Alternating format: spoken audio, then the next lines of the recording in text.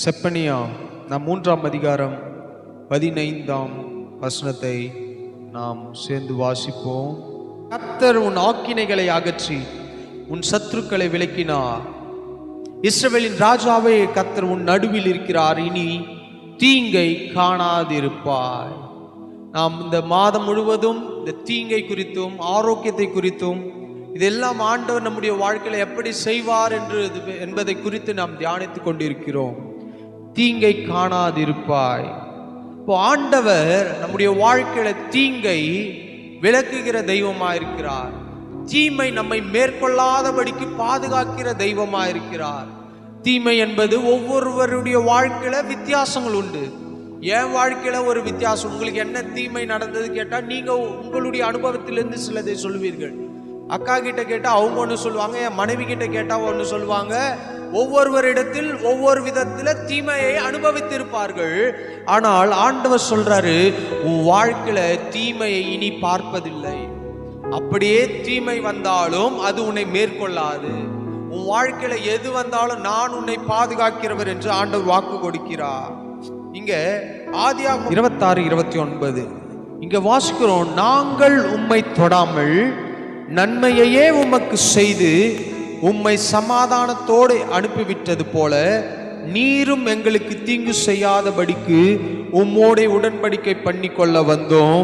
நீர் கர்த்தரால் ஆசீர்வதிக்கப்பட்டவராமே என்றார்கள். யார் இவர்கள்? ஈசாக்குடைய வாழ்க்கையில எதிர்த்து நின்றவர்கள்.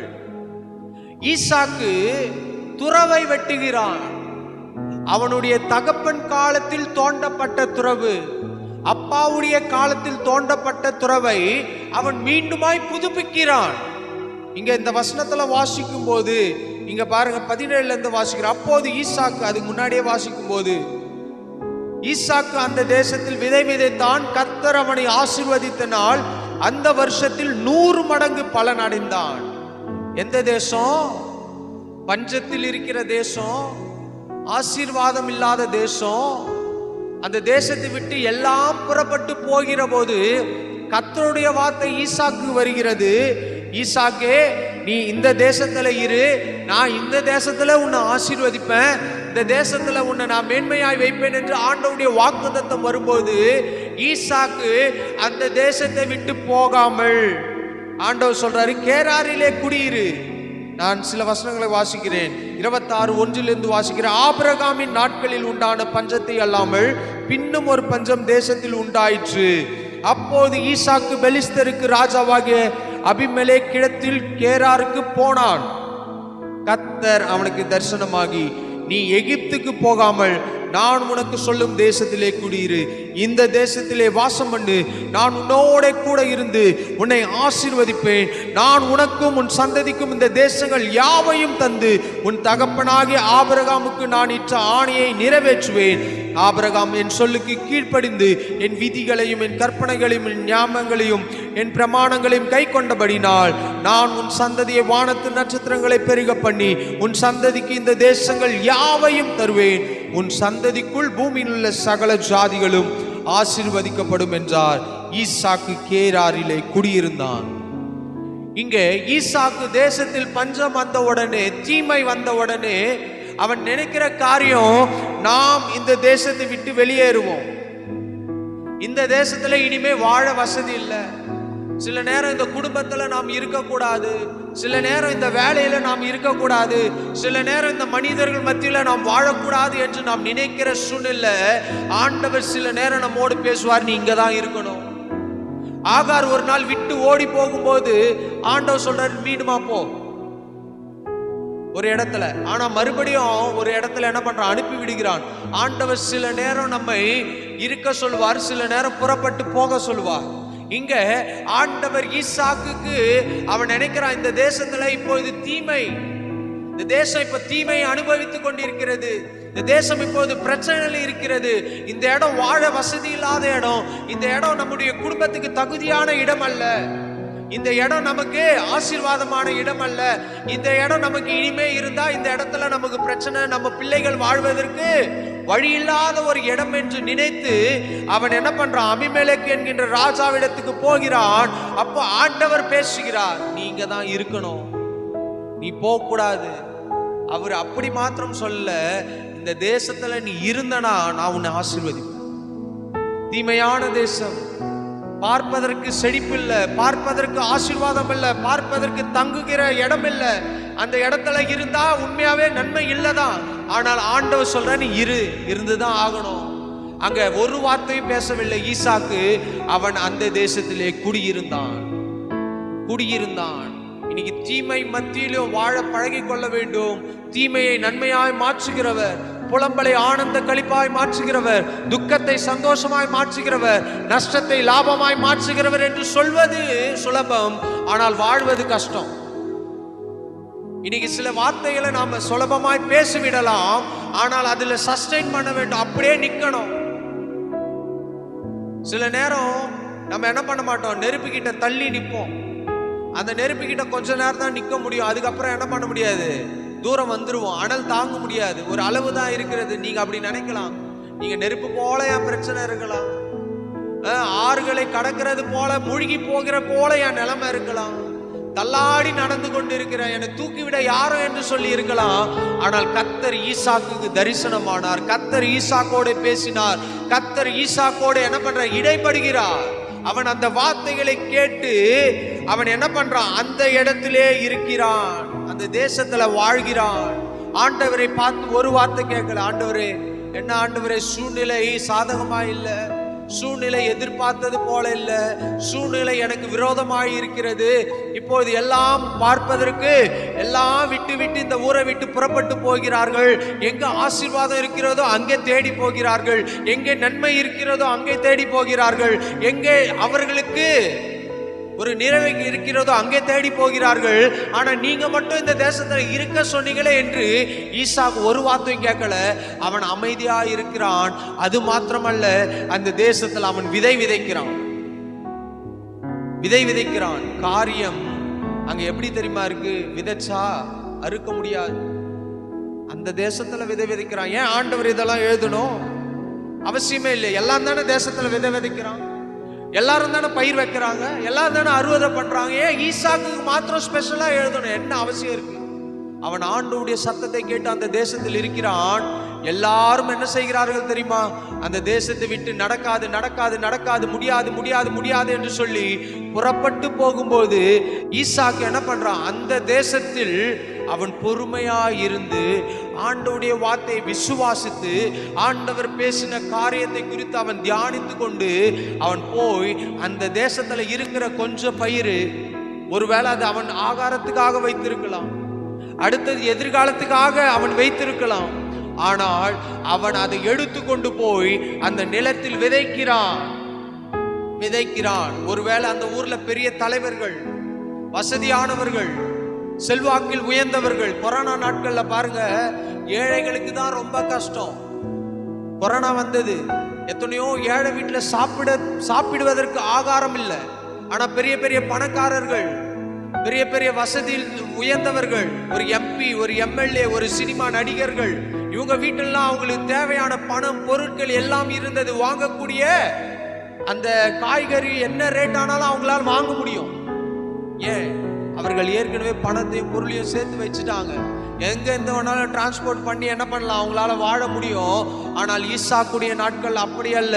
ஒரு செல்வந்தர்கள், ஒரு குறிப்பிட்ட கூட்டம், அதாவது ஏற்கனவே அவர்களுடைய அந்த என்ன சொல்லுவோம், பண்டக சாலையில் சேர்த்து வைத்தவர்களை தவிர மற்ற யாரிடத்திலும் ஆகாரம் இருந்திருக்காது. கரெக்டா? கொரோனா நாட்கள்ல கவர்மெண்ட் டீச்சர்ஸ்க்கு சம்பளம் வந்துச்சு. கொரோனா நாட்கள்ல ஹாஸ்பிட்டல்ல வேலை செய்யற டாக்டர்ஸுக்கு சம்பளம் உண்டு, நர்சஸுக்கு சம்பளம் உண்டு. ஆனா உங்களுக்கு எனக்கும் ஒண்ணுமே இல்லை. சபை நடத்த முடியாது, ஆராதனை இல்லை, வேலைக்கு நார்மல் ஆட்கள் வேலையை கம்பெனியை மூடிட்டான். 1 மாசம் 6 மாசம் மூடிட்டாங்க. பல கம்பெனி மூடிட்டே போயிட்டாங்க. நஷ்டம் ஆயிடுச்சு. இனி ரன் பண்ண முடியாது.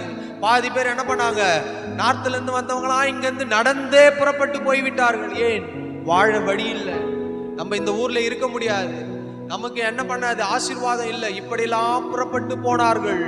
இதெல்லாம் ஈசாக்குடைய வாழ்க்கையில் அப்படியே எடுத்துட்டு வந்து பாருங்க. சுனாமி என்ன வந்தாலும், கொரோனா வந்தாலும் நீ போகாத, உனக்கு நான் வேண்டிய நன்மையை தருவேன். ஆண்டவர் வாக்கு கொடுத்தார். வாக்குத்தத்தத்தின்படி அவன் சும்மா இருக்கவில்லை. அவனிடத்தில் இருந்ததை கொஞ்சமாயிருந்தாலும் அவன் கர்த்தர் மேல் நம்பிக்கை வைத்து என்னை ஆசீர்வதிப்பேன் என்று சொன்னவர், என்னை உயர்த்துவேன் என்று சொன்னவர், பாதுகாப்பேன் என்று சொன்னவர், தீங்கு நேரிடாது என்று சொன்னவர், அவர் மேல நம்பிக்கை வச்சு நான் போய் அங்க இருக்கிற இடத்துல நான் விதைக்கிறேன் என்று அவன் விதைத்தான். விதைக்கும் போது மனிதர்கள் என்ன சொல்லியிருப்பார்கள்? நீங்க நினைச்சு பாருங்களேன். விதைக்கும் போது என்ன சொல்லியிருப்பாங்க? டேய் நடா, நீ இருக்கத்தே வேஸ்ட் பண்றியடா, மழை இல்லை, தண்ணி இல்லை, நீ எதுக்கு போய் விதைக்கிற, எதுக்கு நீ விவசாயம் பண்ண போற, வேஸ்ட். நண்பர்கள் இருந்திருப்பாங்க. நீ சில நேரம் நண்பர்கள் சொல்லுவாங்களே, எதுக்கு சர்ச்சுக்கு போற, கடவுள் தான் உனக்கு கைவிட்டுட்டாரு. அவர் கைவிட்டு இருந்தா இன்னைக்கு நம்ம சபைக்கு வந்திருக்க மாட்டோம். ஜீவனை கொடுத்து வைத்திருக்கார். சில மனிதர்கள் ஆப்போசிட்டா பேசுவாங்க. அவங்களுக்கு சில வெறுப்புகள் இருப்பதினால் மற்றவர்களையும் ஆலயத்துக்கு போகாத சொல்ற கூட்டம் இன்னைக்கு இருக்கு. கடவுளே இல்லை, ஆண்டவரை நம்பாத, சர்ச்சுக்கு போகாத, அவரை நோக்கி கூப்பிடாத, அவரை பார்க்காத, அவர் என்ன நன்மை செய்துட்டார், அவர் செய்த நன்மையினால் தான் இன்னைக்கு ஆலயத்துல வந்து உக்காண்டு இருக்கிறோம். அவர் செய்த நன்மையினால் தான் நமக்கு பிள்ளைகள் இருக்கிறது.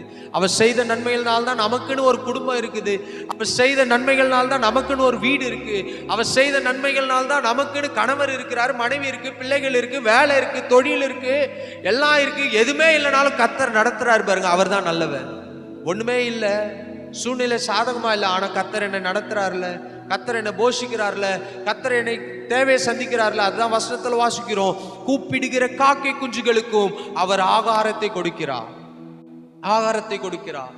ஆனால் ஈசாக்குடைய நாட்கள்ல எல்லாம் ஊரை விட்டு போகும்போது, ஈசாக்கு அந்த தேசத்தில் விதைக்கும் போது மனிதர்கள்லாம் கிண்டலாய் பேசியிருப்பாங்க.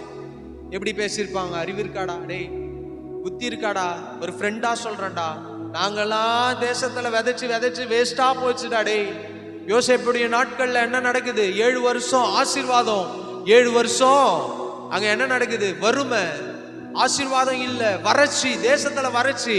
ஆனா யோசேப்பு நிமித்தமாக அவர்கள் எல்லாவற்றையும் சேர்த்து வைத்து விட்டார்கள். அதனால் தான் யோசேப்புடைய குடும்பம் பாதுகாக்கப்பட்டது. ஆனா ஈசாக்கு வாழும்போது அப்படி அல்ல. அவன் சேர்த்து வைக்கவில்லை, ஆனால் ஆண்டவருடைய வார்த்தையை கேட்டு அவன் காத்திருந்ததுனால அங்க விதைத்தான்.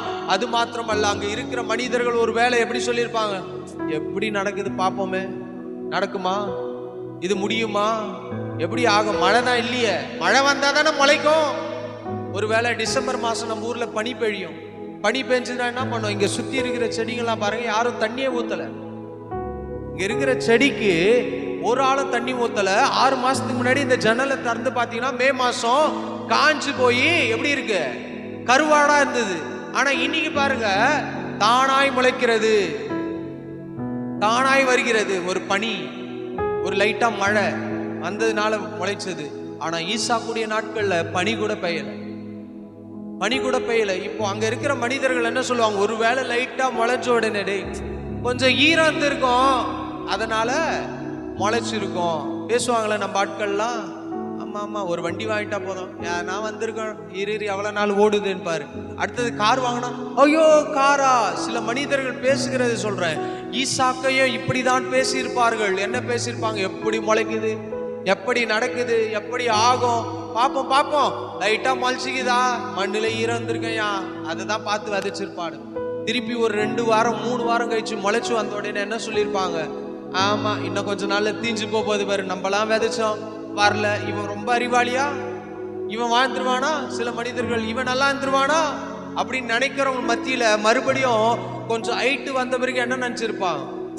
இதெல்லாம் தண்ணி இல்லாம எப்படிடா அந்த பயிர் வரப்போகுது, கதிர் விட போகுதுன்னு கிண்டல்லாம் பண்ணியிருப்பான். ஆமா, ஈசாக்கு என்ன பண்ணிருப்பாரு நினைக்கிறீங்க? விதைச்சிட்டு வீட்டுக்கு வந்திருக்க மாட்டாரு, அந்த வயலை போய் பார்த்துட்டு இருப்பாரு. ஆண்டவரே, நீங்க சொன்னீங்கல்ல ஆசீர்வதிங்க, என் வயலை என்ன பண்ணுங்க, கதிர் வருவதாக, பல மடங்கு ஆசீர்வாதம் வருவதாக. டெய்லி போய் ஈசாக்கு அந்த நிலத்துல தண்ணி கிடையாது, வசனத்துல தெளிவா போட்டிருக்கல, அவன் தண்ணீர் பாய்ச்சிருந்தானா தண்ணீர் பாய்ச்சிருப்பான், தண்ணீர் ஊற்றினார்னா ஆண்டவர் எழுதியிருப்பார். அந்த தேசத்தில் விதைத்தான், கர்த்தர் ஆசீர்வதித்தார், அவ்வளவுதான். அப்போ அந்த தேசத்துல தண்ணீர் இல்ல, பஞ்சம், சூழ்நிலை சாதகமல்ல. ஆனா ஈசாக்குடைய எண்ணங்கள், ஈசாக்குடைய சிந்தனைகள், ஈசாக்குடைய மனநிலைமை எப்படி தெரியுமா இருந்திருக்கும்?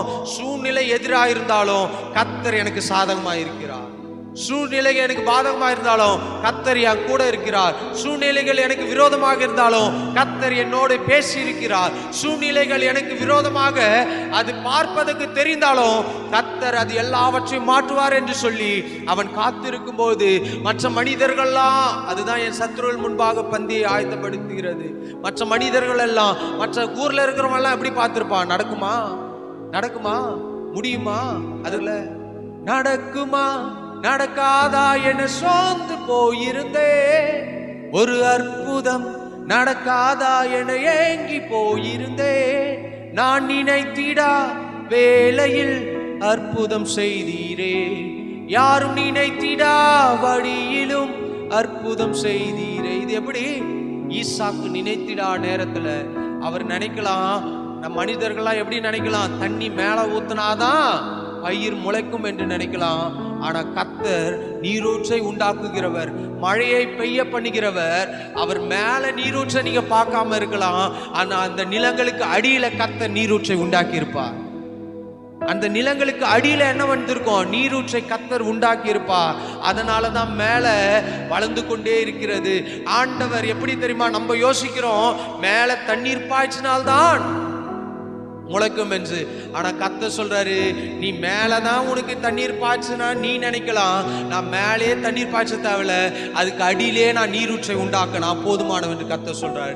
ஈசாக்குடைய வாழ்க்கையில மற்றவர்கள்லாம் நினைக்கிற காரியங்களா தான், ஆனா கர்த்தர் அடியில நீரூற்றை உண்டாக்கி அந்த நிலத்தை என்ன பண்றார்? வளர செய்கிறார். அது 1 மடங்கு அல்ல, கர்த்தர் 100 மடங்கு ஆசீர்வதித்தார். இன்னைக்கு நாம் அடுத்த நிலைமைக்கு போக வேண்டும், அடுத்த கட்டத்துக்கு போக வேண்டும், அடுத்த இடத்துக்கு போக வேண்டும். அப்படின்னா என்ன தெரியுமா ஆண்டவர் சொல்ல வர்றாரு? நீ செய்ய வேண்டியது செய், நான் செய்ய வேண்டியதை உனக்காக செய்வேன். ஈசாக்கு ஒருவேளை அந்த தேசத்துல அவன் விதைக்காவிட்டாலும் கர்த்தர் அவனை ஆசீர்வதித்திருப்பார். நான் சொல்லது புரியுதா?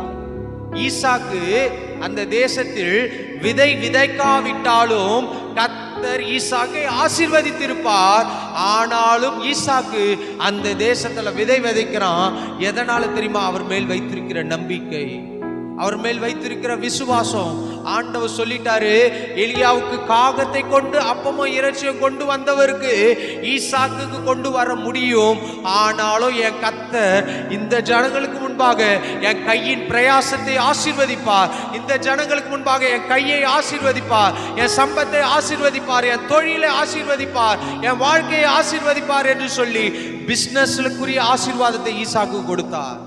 ஈசாக்கு விதைக்கனாலும் பிரச்சனை இல்லை. ஆனால் ஆண்டவர் ஏன் எழுதி வச்சிருக்கிறார் தெரியுமா? உன் பிசினஸ், உன் தொழில, உன் குடும்பத்தை என்னால் ஆசீர்வதிக்க முடியும், என்னை நம்பி நீ அதை செய்யணும். செய்யாம இருந்த ஆசீர்வாதம் வராது. ஈசாக்கை கர்த்தர் ஆசீர்வதித்ததுனால் 100 மடங்கு. ஈசாக்கு விதைச்சது 1, கர்த்தர் கொடுத்தது 100. அப்ப 101 மடங்கு அவன் பெற்றுக்கொண்டான். விதைக்காமல் அறுக்க முடியாது, விதைக்காமல் என்ன பண்ண முடியாது? அறுக்க முடியாது. அப்படின்னா என்ன அர்த்தம்? ஆண்டவருடைய வார்த்தையை விசுவாசிக்காமல் அற்புதத்தை பெற்றுக்கொள்ள முடியாது. ஆண்டவருடைய வார்த்தையை விசுவாசிக்காமல் அடையாளங்களை பார்க்க முடியாது. ஆண்டவருடைய வார்த்தையை பெற்றுக்கொள்ளாமல், நம்பாமல், ஆண்டவருடைய வசனத்தை கேட்காமல் நம்முடைய வாழ்க்கையில் ஆசீர்வாதம் வராது. ஆண்டவருடைய வசனத்தை நாம் கேட்க கேட்க ஆண்டவர் நம்மோடு பேசுவார். உங்களுக்கு எதிர்காலத்தை குறித்து நம்பிக்கை இல்லாம இருக்கலாம், அடுத்த நாள் உங்களுடைய சூழ்நிலை எப்படி இருக்கும் என்று தெரியாம இருக்கலாம், உங்களுடைய சூழ்நிலை தாறுமாறாக ஓடிக்கொண்டு இருக்கலாம். ஆனாலும் அவருடைய வார்த்தையை கேட்க கேட்க ஆண்டவர் நம்மை பலப்படுத்த போதுமானவராக இருக்கிறார். எதுக்கு சொல்ல வர? இந்த சபையை நான் ஆரம்பிப்பேனா எனக்கு தெரியாது, எனக்கு வெளியவும் எதிர்ப்பு.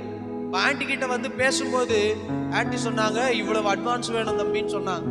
நான் அப்பயும் சொன்னேன், என்கிட்ட அட்வான்ஸ் கொடுக்க முடியாது, ஆனால் வாடகை கொடுக்குறேன்னு. அவங்க மறுபடியும் சொன்னாங்க, ஒரு வீட்டுக்கு கூட. எதுக்கு சொல்றேன்? இதெல்லாம் ஆண்டவர் என்னை விசுவாசத்தில் பழகுவித்தார். என்னக்கு ஆண்டவர் என்ன பண்றார்? விசுவாசத்துல சொல்லி கொடுத்தார். நான் எடுத்த உடனே போய் கடன் வாங்கி எடுத்துட்டு வந்து நடத்தி இருந்தா இன்னைக்கு நான் சாட்சி சொல்ல முடியாது. எதுக்கு சொல்றேன்? அவர்கள் சொல்லும் போது கூட சொன்னாங்கப்பா, அவங்களுக்கு உண்மையாவே தேவைகள் உண்டு. நான் ஒரு இடத்துல ஒரு ஆளை கூட சும்மா கூப்பிட்டு வேலையை வாங்க மாட்டேன். இந்த பெயிண்ட் அடிச்சவர் கூட நான் சம்பளம் தான் கொடுத்தேன். அவர் விசுவாசி தான். எதுக்கு தெரியுமா? வேலையால் கூலிக்கு பாத்திரவான். இன்னைக்கு நான் ஒருத்தருக்கு என்ன பண்றேன்? கொடுக்கும் போது கர்த்தர் என் தேவையை சந்திக்கிறார். நான் என்ன பண்ண மாட்டேன், பிரதர் பார்த்து பிரதர், சச்சி பிரதர், ஒரு நாளும் ஒரு ஆளுகிட்டே நான் போய் சொன்னதே கிடையாது. ஏன் தெரியுமா? என் ஆண்டவர் பெரியவர். அவங்க கிட்ட சொல்லும் போது கூட, ஆண்டி நான் வாடகை கொடுத்துறேன் சரிப்பா அப்படின்னு சொன்னாங்க. ஒரு அட்வான்ஸ் ஆகுது கூட. அப்போ நான் பைக்ல போகும்போது நான் சொன்னேன், யோசிச்சுட்டே போன, பைக்கை போய் வித்துடலாம், வித்துட்டு என்ன பண்ணலாம், பஸ்ல வந்துடலாம், ஊழியம் தானே அப்படின்னு யோசிக்கும் போது ஆண்டவர் பேசுறாரு, உன்னை அழைச்சது நான் தானே, உனக்கு ஊழியம் தருவேன்னு சொன்னது நான் தானே அப்படின்னு ஆண்டவர் என்கிட்ட பேச, எதுக்கு விற்கணும்? உடனே வீட்டுக்கு வந்து நான் மைண்ட்ல ஃபிக்ஸ் பண்ண, ஆண்டவரே நீங்க கொடுத்தா செய்வேன், இல்லைன்னா நான் ஊழியத்தை செய்ய மாட்டேன். இது என் வேலையா? என் ஒய்ஃப் ஒரு நாள் கேட்டாங்க, என்ன நீ சர்ச்சை ஆரம்பிக்கிறேன்னு சொன்னேன், இன்னும் ஆரம்பிக்கலையே, வெயிட் பண்றேன். அப்புறம் என் ஒய்ஃபே சொன்னாங்க, நான் சொல்லு தரேன், எடுத்துட்டு போய் வச்சு ஸ்டார்ட் பண்ணு. ஆனாலும் ஒரு பக்கம் நான் எப்படி யோசிக்கிறேன், ஆண்டவரே நான் ஒரு வேளை சொல்ல வாங்கி வச்சா நான் எப்படி சாட்சி சொல்ல முடியும், இன்னைக்கு எப்படி நான் இங்க வந்திருக்கிறேன்னு சொல்ல முடியும்னு சொல்லிட்டு யோசிச்சுட்டு நான் போராடி வாங்கவே இல்லை. ஆனா ஆண்டவர்கிட்ட மட்டும் சொன்ன, ஆண்டவரே நீங்க கொடுத்தா செய்வேன், இல்லாட்டி செய்ய மாட்டேன். என் ஃப்ரெண்டுக்கு ஃபோன் பண்ணாங்க. எப்படி தெரியுமா ஃபோன் பண்ணாங்க, உனக்கு எத்தனையோ பெரிய பெரிய பாஸ்டர்ஸ் தெரியும், ஒரு 10 பேர் எழுதி வச்சு, சர்ச்சுக்கு இவ்வளவு அட்வான்ஸ் தேவை, ஒரு 10 வீடு 10 பாஸ்டர் வீட்டுல போய் நீ கேளுன்னா. நான் சொன்னேன், ஒரு நாளும் ஒரு ஆளுகிட்டயும் நான் போய் இது வரைக்கும் எந்த விசுவாசி வீட்லயும் உக்காந்தது இல்ல. அசிஸ்டன்ட் பாஸ்டரா இருக்கும்போது மாசம் 2000 ரூபாய் கொடுக்கும் போது கூட நான் ஒருத்தர்கிட்ட போய் கேட்டதில்லை, நான் கேட்க மாட்டேன். ஏன்னா அழைச்சவர் ஆண்டவர் சொல்லி போனை வச்சுட்டேன். 1 மாசம் ஆகுது, 2 மாசம் ஆகுது, மே மாசம், மார்ச் மாசம் வந்தேன், மே மாசம் வந்தேன், அதோட இந்த பக்கமே வரல. ஆண்டவர்கிட்ட சொல்லிட்டேன், நீங்க பாத்துங்க ஆண்டவரே. மறுபடியும் என்ன பண்றேன், என் ஃப்ரெண்டு ஃபோன் பண்ணான், டேய் நான் இது மாதிரி வந்திருக்கிறேன்டா, வாடா வந்து பாடுறேன். அப்ப அவன் சொன்னா, நீ சர்ச்சை ஆரம்பிக்க போறேன்னு சொன்னல, என்ன ஆச்சு? நான் அவன்கிட்ட இதே தான் சொன்னேன், கடன் வாங்க மாட்டேன், யாருக்கிட்டையும் போய் நிக்க மாட்டேன், யாருக்கிட்டையும் நான் கேட்க மாட்டேன், ஆண்டவர் கொடுப்பார். எப்படி கொடுப்பாரு? காகத்தை கொண்டாவது கொடுப்பாருன்னு அவன்கிட்ட சொல்லிட்டு இருக்கிறேன். சில சாட்சியெல்லாம் சொல்றேன். சொல்லும் போது அவன் சொன்னான், நான் உன்னை இன்னைக்கு எதுக்கு தெரியுமா வர சொன்னேன், உன் சர்ச்சுக்கு அட்வான்ஸ் கொடுக்க தான் வர சொன்னேன்னு சொன்னான். போயிட்டு ஒரே வாரத்தில் 30,000 ரூபாய் கொடுத்தான் அட்வான்ஸ், எடுத்துட்டு வந்து கொடுத்த. சபையை ஆரம்பிப்பதற்கான வேலையெல்லாம் நடந்தது. இப்ப ஆண்டி கிட்ட சொன்ன, மாசம் நான் இவ்வளவு வாடகை தரேன்னு சொன்னேன். சூழ்நிலை எனக்கு சாதகமா இல்லை, எப்படி இல்லை, ஆனா அவங்க கிட்ட ஒரே வார்த்தை தான் நான் அடிக்கடி சொல்றேன், விசுவாசத்துல ஆரம்பிக்கிறேன். எந்த சர்ச்சுக்கு போகிற ஆளு நான் வீடை தேடி என் சர்ச்சுக்கு வாங்கன்னு கூப்பிட மாட்டேன். ஏன் தெரியுமா? அழைச்சது ஆண்டவர் ஆண்டி, ஒரு விசுவாசி கூட இல்லை, ஆனா கர்த்தர் என்னை நடத்துவார் சொல்லி தான் அவங்க கிட்டயும் பேசினேன். ஒரு வாடகை ஃபிக்ஸ் பண்ணோம். ஃபர்ஸ்ட் மாசம் ஃபோன் பண்றேன், கொஞ்சம் பேலன்ஸ் கம்மியா இருக்கு, வாடகைக்கு எடுத்து வச்சுட்டேன், பேலன்ஸ் கம்மியா இருக்கு, இன்னொரு பக்கம் வீட்டு வாடகை கொடுக்கணும். ஃபோன் பண்ணும்போது சொன்னாங்க, இந்த மாசம் வாடகை வேணாம், அடுத்த மாசம் கொடுங்கன்னு சொன்னாங்க. சந்தோஷமாயிடுச்சு. அடுத்தது அடுத்த மாசம் போகும்போது அவங்க சொன்னாங்க, ஆண்டி எப்பா நீ என்ன பண்ணு, வாடகையே வேணாம், நீ 20-30 ஆத்மா வர வரைக்கும் சும்மாவே நடத்து. நான் உண்மையா தான் சொல்றேன், இது வரைக்கும் கரண்ட் பில்லுக்கு கொடுத்தா கூட வாங்க மாட்டாங்க. ஏன்? நாம் ஆண்டவருக்காக ஒரு அடியை எடுத்து வைக்கும் போது ஆண்டவர் நமக்காக சில காரியங்களை செய்கிறார். கர்த்தர் ஆசீர்வதிப்பார். நான் வாரம் ஜெபம் பண்றேன் ஃபேமிலிக்காக, ஆண்டவரை ஆசீர்வதிங்க. ஏன்? அன்னைக்கு உடன்படிக்கை பெட்டி ஓபேத்ஏதோம் வீட்டுல இருந்ததுனால ஆண்டவர் ஆசீர்வதிச்சார்ல, கண்டிப்பா அவங்களுடைய குடும்பத்தையும் சந்ததியும் கர்த்தர் ஆசீர்வதிப்பார். எதுக்கு சொல்றேன் தெரியுமா? ஒரு நாளும் மனிதரிடத்தில் போய் என்ன பண்ணக்கூடாது, நான் கஷ்டப்படுறேன் எனக்கு உதவி பண்ணுங்க, நான் அப்படிலாம் கேட்கல. நான் வாடகை கொடுக்குறேன், ஆண்டவர் தேவையை சந்திப்பார். ஆண்டவர் எதுவுமே இல்லாம ஆண்டவர் நடத்த உதவி செய்தார். இது வரைக்கும் நடத்திட்டு இருக்கிறோம். எல்லாம் அவருடைய கிருபை.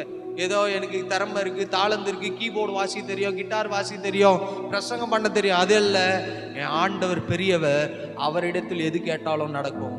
ஈசாக்கு அந்த தேசத்தில் இருந்தான், ஆண்டவர் ஆசீர்வதித்தார்.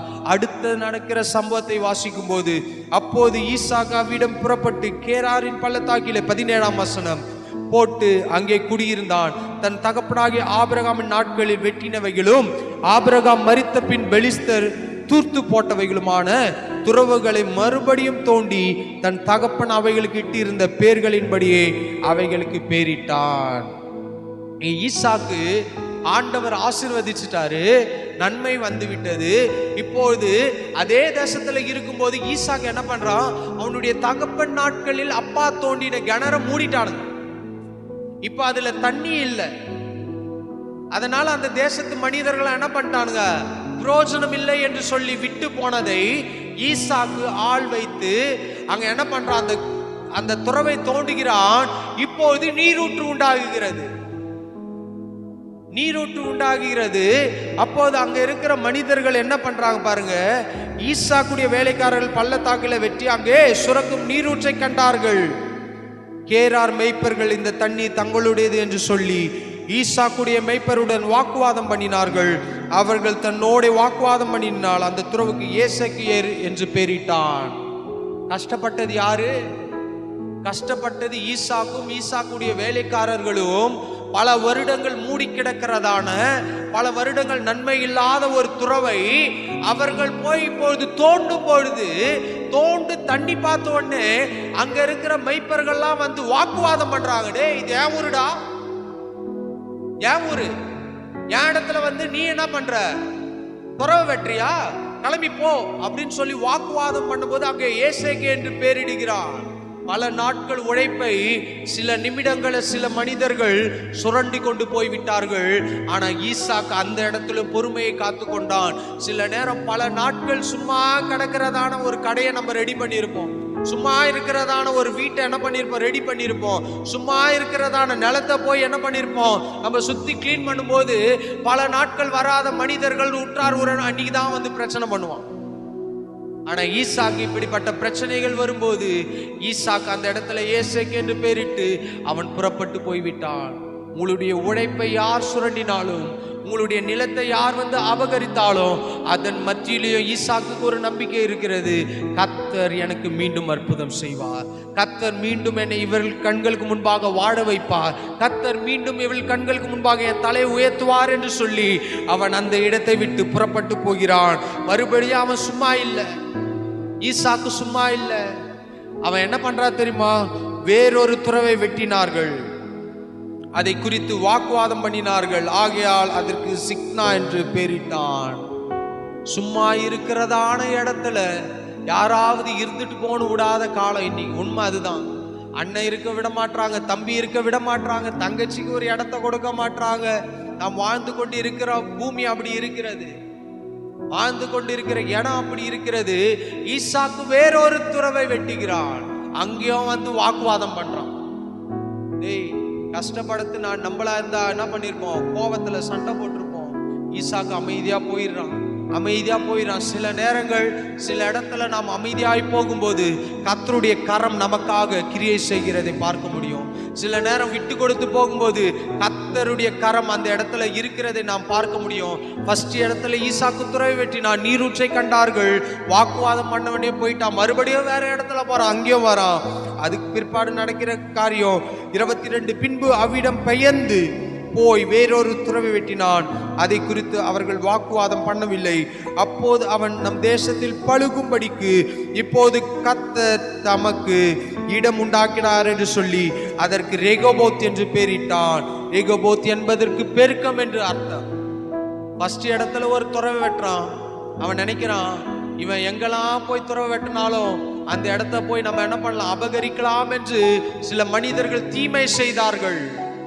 தீமை செய்தானா ஃபர்ஸ்ட் ஏசேக்கியேல் என்று பேர் வைக்கிறான். மறுபடியும் வாக்குவாதம் பண்ணுகிறார்கள், அங்க ஒரு தீமை செய்கிறார்கள், அங்க சித்னான் என்று பேர் வைக்கிறான். தீமை 2 இடத்தில் தொடரப்பட்டாலும் 3வது ஒரு இடத்துல வரும்போது அவர்கள் வாக்குவாதம் பண்ணவில்லை. ஏன் தெரியுமா? இவன் எங்க போய் கை வச்சாலும் கர்த்தர் அவனை ஆசீர்வதிக்கிறாரா, இவன் எந்த பிசினஸ் பண்ணாலும் கர்த்தர் அவனை ஆசீர்வதிக்கிறார் என்று சொல்லி அவளுக்குள் ஒரு பயமும் அவளுக்குள் ஒரு கலக்கமும், இவன் பாறை அடிச்சா கூட தண்ணி வரும்னு சொல்லி அவர்களுக்கு ஒரு நம்பிக்கை வந்திருக்கும். அதனால இவனை டிஸ்டர்ப் பண்ண வேண்டாம், இனி இவனை இப்படியே விட்டுடுவோம் சொல்லிதான் அவன் என்ன பண்றார்கள், அந்த இடத்துல கர்த்தர் நீரூற்றை உண்டாக்கினார். அங்க அவன் சொல்றான், என்னை பழுக பண்ணினார்.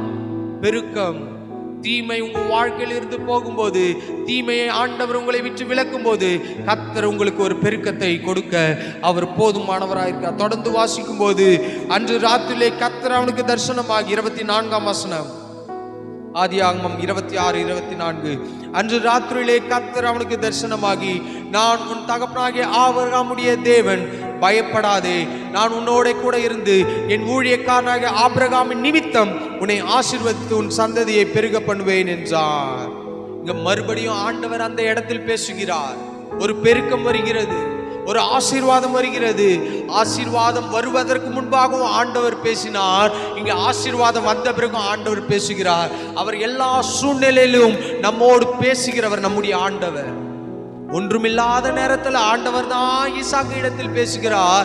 இங்க ரெகோபாத் ஒரு பெருக்கம் வருகிறது, ஒரு ஆசீர்வாதம் வருகிறது, ஒரு முன்னேற்றம் வருகிறது. அந்த இடத்துல வந்தபோது இப்போ இந்த பெருக்கத்தின் நிமித்தமாக ஒரு பயம் வருகிறது. ஈசாக்குக்கு பயம் வந்திருக்கு. ஏன்? இவ்வளவு ஆண்டவரே, இவ்வளவு ஆசீர்வாதம் கொடுத்தீங்களே, எங்களை பழுக பெருக பண்ணீங்களே, இந்த பூமியில இருக்கிறவன், இந்த தேசத்துல இருக்கிறவன் இப்போ மறுபடியும் வந்து பிரச்சனை பண்ணுவானா என்று அவனுக்குள்ளாக ஒரு சந்தேகம் வரும்போது ஆண்டவர் ஈசாக்கோடு பேசுகிறார், பயப்படாது. ஏன் இந்த வார்த்தையை ஆண்டவர் சொல்ல வேண்டும்? சில நேரம் நம்முடைய வாழ்க்கையில் ஐஸ்வர்யமும் கனமும் பொருளும் வரும்போது சில பயம் வரும். திருட வந்துருவானோ? உண்மைதானே. பதவி வரும்போது அவனா இதை காலி பண்ணிட்டு போயிடுவானோ? வீடு கட்டும் போது பாதியில நின்றுடுமோ? கல்யாணம் வேலை நடக்கும்போது ஏதாவது ஆயிடுமோ? திருமண காரியங்கள் பேசும்போது ஏதாவது நடந்துடுமோன்னு உங்க வாழ்க்கையில சில சந்தேகங்கள் வரும்போது ஆண்டவர் சொல்ற, பயப்படாத, நான் உன் கூட இருக்கிறேன். டாக்டர்கள் சில காரியங்கள் சொல்லும் போது இது என்ன, என் உடல்ல இப்படிப்பட்ட வியாதிகள் இருக்குன்னு சொல்றாங்களே, பயப்படாத, கர்த்தர் சொல்றார், நான் உன் கூட இருக்கிறேன். சில சூழ்நிலைகள் உங்களுக்கு விரோதமாக எழும்பும் போது ஆண்டவர் உங்களோட பேச போதுமானவராய் இருக்கிறார். அதனால் தான் வாசிக்கிறோம், அவர் நேற்றும் இன்றும் என்றும் மாறாதவர். ஈசாக்கின் இடத்துல பஞ்சத்துல பேசினவர் ஈசாக்கு ஆசீர்வதிக்கப்பட்ட போது ஒரு கலக்கத்தோட இருக்கும்போது அங்கேயே அவர் தான் வந்து பேசுகிறார். வாழ்க்கையில கஷ்டப்படும் போது எந்த மனிதர்களும் வரமாட்டார்கள். வாழ்க்கையில கண்ணீரோட இருக்கும்போது எந்த மனிதர்களும் நம்முடைய கண்ணீரை துடைக்க மாட்டார்கள். வாழ்க்கையில பாடுகள் மத்தியில் பிரவேசிக்கும் போது எல்லா மனிதர்களும் தூரத்தில் இருந்து பார்த்து அவர்கள் என்ன பண்ணுவாங்க?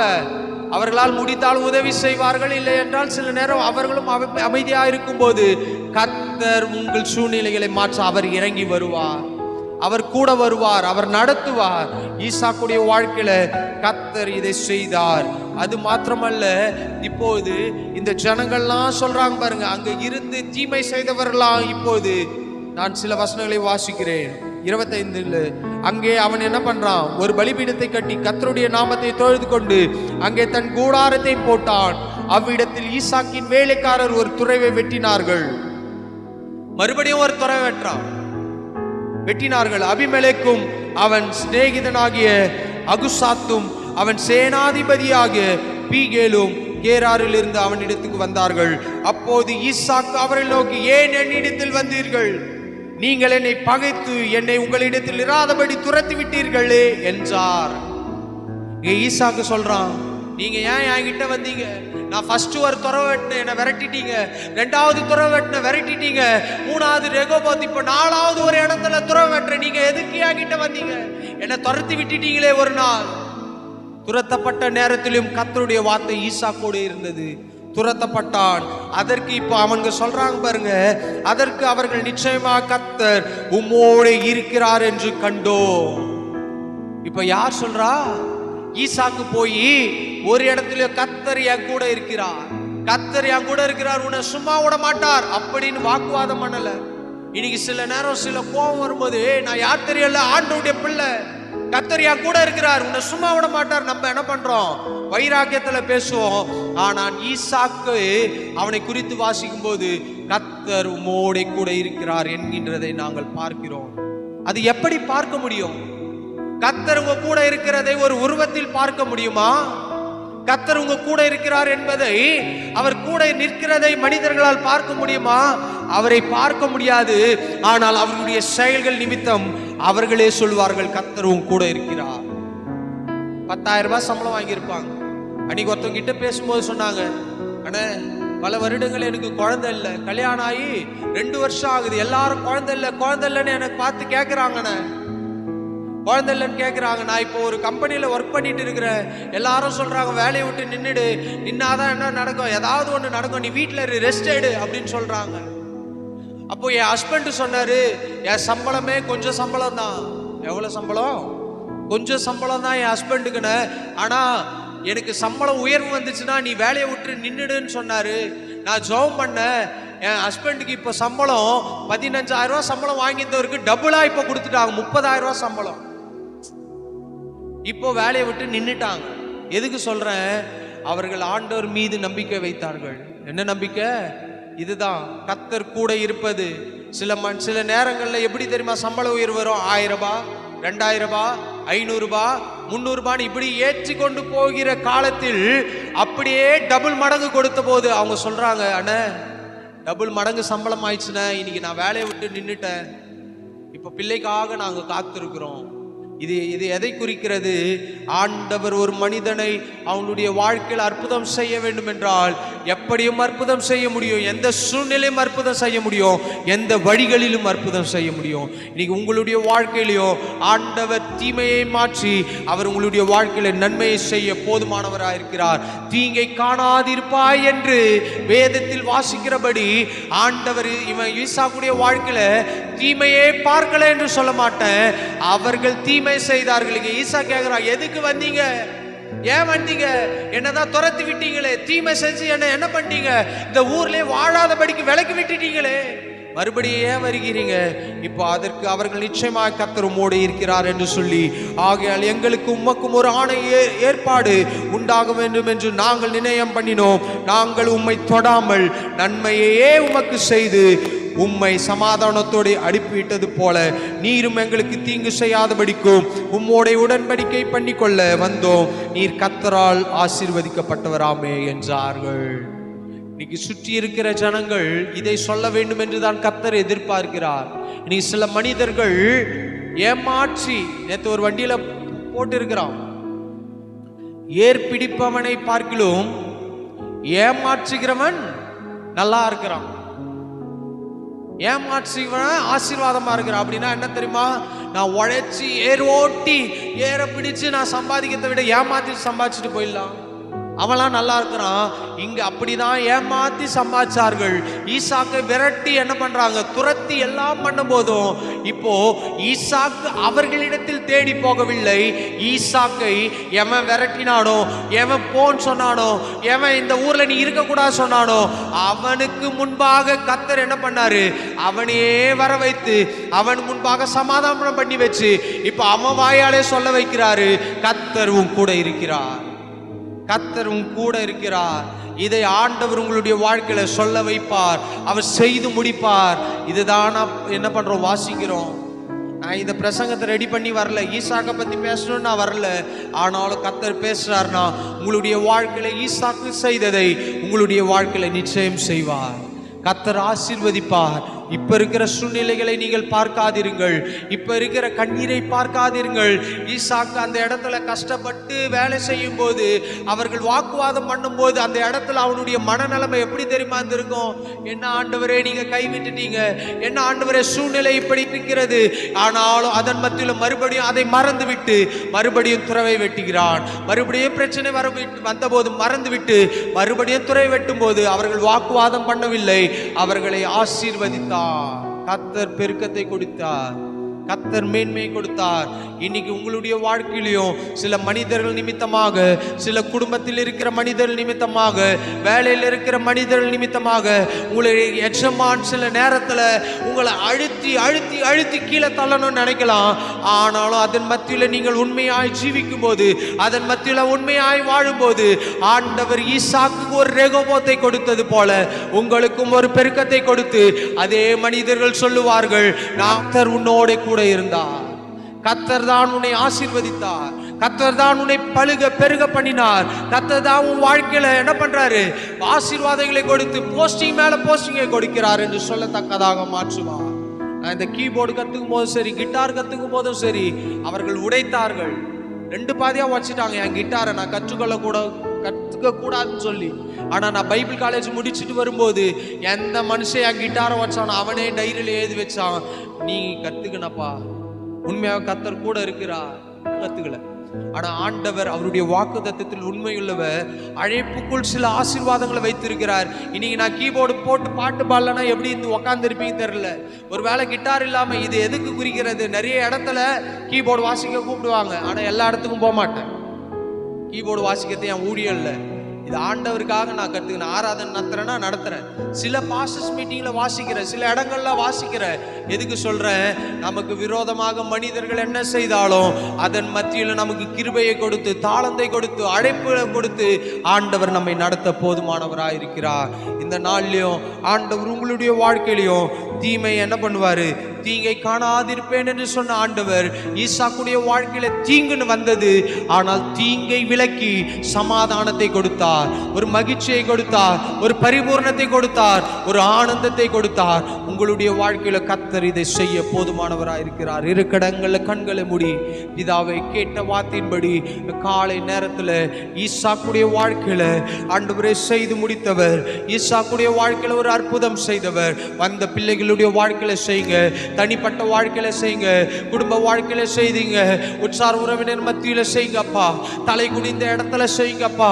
தலை குனிந்த இடத்துல தலையை நிமிர பண்ணுங்கப்பா. வாக்குவாதத்தின் மத்தியில பொறுமையா இருக்க கற்றுக் கொடுங்கப்பா. மனிதர் முன்பாக தலையை உயர்த்துகிறவர் நீங்க. அவள் சொல்லணும், கர்த்தர் கூட இருக்கிறார், கர்த்தர் உன் கூட இருக்கிறார், கர்த்தர் உம்மோட இருக்கிறார், கர்த்தர் உன் குடும்பத்தில் இருக்கிறார், கர்த்தர் உன் வேலையில இருக்கிறார், கர்த்தர் உன் தனிப்பட்ட வாழ்க்கையில இருக்கிறார், கர்த்தர் உன்னை சுற்றில இருக்கிறார், தூதர்கள் இருக்கிறார்கள். கர்த்தர் கூட இருந்து உன்னை நடத்துகிறதை கண்டேன் என்று சொல்லத்தக்கதாக வந்த பிள்ளைகளுடைய வாழ்க்கையில மாற்றுங்க. காரியங்களை நீங்க செய்ய போவதற்காக நன்றி செலுத்துகிறோம். வந்த ஒவ்வொருவரையும் ஆசீர்வதிப்பீராக, கூட இருங்க, வழி நடத்துங்க. மீட்பரட்சகர் இயேசு நாமத்தினால் ஜெபிக்கிறோம் ஜீவன் நல்ல பிதாவே, ஆமென். சேர்ந்து சொல்வோம். என் ஆத்துமாவே கர்த்தரை ஸ்தோத்திரி, என் உள்ளமே பரிசுத்த நாமத்தை ஸ்தோத்திரி. என் ஆத்துமாவே கர்த்தரை ஸ்தோத்திரி, அவர் செய்த சகல உபகாரங்களும் மறவாதே. ஆமென், ஆமென். நம்முடைய கர்த்தராகிய இயேசு கிறிஸ்துவின் கிருபையும் பிதாவாகிய தேவனுடைய அன்பும் பரிசுத்த ஆவியானவருடைய அன்யோன்ய ஐக்கியமும் இன்றும் என்றும் சதா காலங்களிலும் நம் அனைவரோடும் இருப்பதாக. அல்லேலூயா, ஆமென். ஒரு வாழ்த்து சொல்லுங்கள். கர்த்தர் உங்களை ஆசீர்வதிப்பார்.